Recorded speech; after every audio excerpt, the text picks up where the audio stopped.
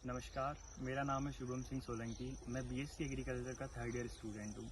आज मैं आपको कंक्लूड करूँगा कि प्रिसीजन एग्रीकल्चर या फिर नैनो टेक्नोलॉजी के फार्मिंग में क्या बेनिफिट्स है। प्रिसीजन एग्रीकल्चर या फिर नैनो टेक्नोलॉजी एक नई टेक्नोलॉजी है जो कि आज के समय में फार्मर्स की बहुत ज़्यादा मदद कर रही है अपनी फार्म फील्ड में प्रोडक्शन को बढ़ाने के लिए। जैसे कि आप सभी जानते हैं, जो हमारा एग्रीकल्चर है इसमें कई सारे सालों से हमने कई सारे रिवॉल्यूशन देखे, जैसे कि हो गया ग्रीन रिवॉल्यूशन, हरित क्रांति, वाइट रिवॉल्यूशन। और इन सभी रिवॉल्यूशन का हमारे एग्रीकल्चर के ऊपर बहुत बड़ा इम्पैक्ट है।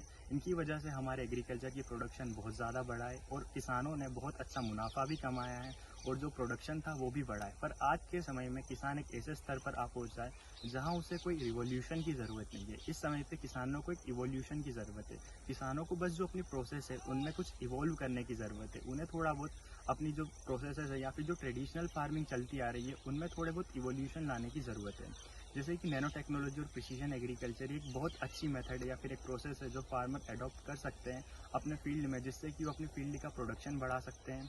या फिर पर हेक्टर, जैसे मेरे पीछे एक फील्ड है, इसी फील्ड में सेम फील्ड में अगर एक फार्मर प्रिसीजन एग्रीकल्चर का यूज़ करेगा, वो सेम फील्ड में ज़्यादा आउटकम या फिर ज़्यादा आउटपुट या कह सकते हैं ज़्यादा प्रोडक्टिविटी वो सेम फील्ड में से ले सकता है। उसके अलावा नैनो टेक्नोलॉजी या फिर प्रिसीजन एग्रीकल्चर के कई सारे बेनिफिट्स हैं, जैसे कि डिसीज़ मैनेजमेंट में भी एक बहुत अच्छा रोल प्ले करता है। उसके अलावा न्यूट्रिएंट मैनेजमेंट में भी नैनो टेक्नोलॉजी का बहुत अच्छा यूज़ है।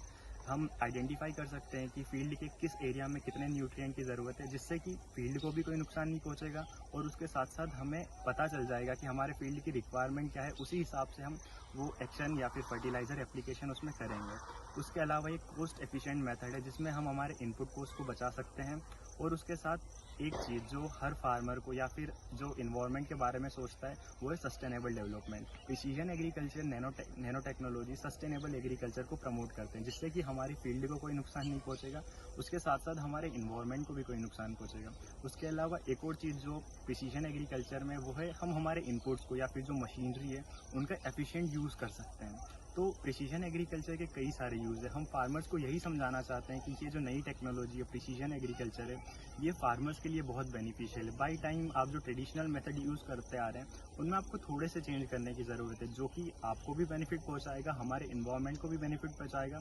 और इन सभी चीज़ों से हम एक फार्मिंग इकोसिस्टम को आगे और सस्टेनेबल बना सकते हैं, जिससे कि आगे अच्छा प्रोडक्शन भी मिले और फार्मर को भी उस चीज़ से बेनिफिट हो। तो इसीलिए हम कहना चाहेंगे फार्मर से कि ज़्यादा से ज़्यादा प्रिसीजन एग्रीकल्चर और ऐसी नई टेक्नोलॉजी को प्रमोट करें या फिर यूज़ करें कि जिससे आपका प्रोडक्शन भी बढ़े और इन्वायरमेंट फ्रेंडली भी हो और आपको भी बेनिफिट मिले। इसीलिए at the end thank you, bye.